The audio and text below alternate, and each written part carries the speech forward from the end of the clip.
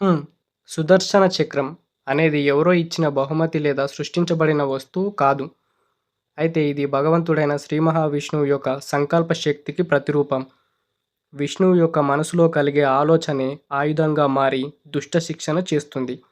ఒకానొక సమయంలో విష్ణుమూర్తి 1000 తామర పువ్వులతో శివుడిని పూజించాడు.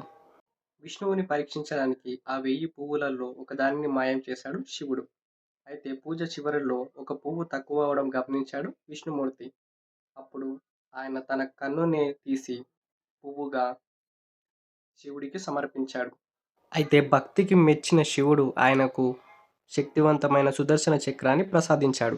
సూర్యుడి భార్య సంధ్యాదేవి ఆయన వేడిని భరించలేకపోవడంతో ఆమె తండ్రి అయిన విశ్వకర్మ సూర్యుడి యొక్క తేజస్సును కొంత తగ్గించాడు. ఆ సమయంలో వెలువడిన సూర్యరజనుతో విశ్వకర్మ సుదర్శన చక్రాన్ని రూపొందించాడు. అదే క్రమంలో శివుని త్రిశూలాన్ని కూడా తయారు చేశాడని చెప్తారు.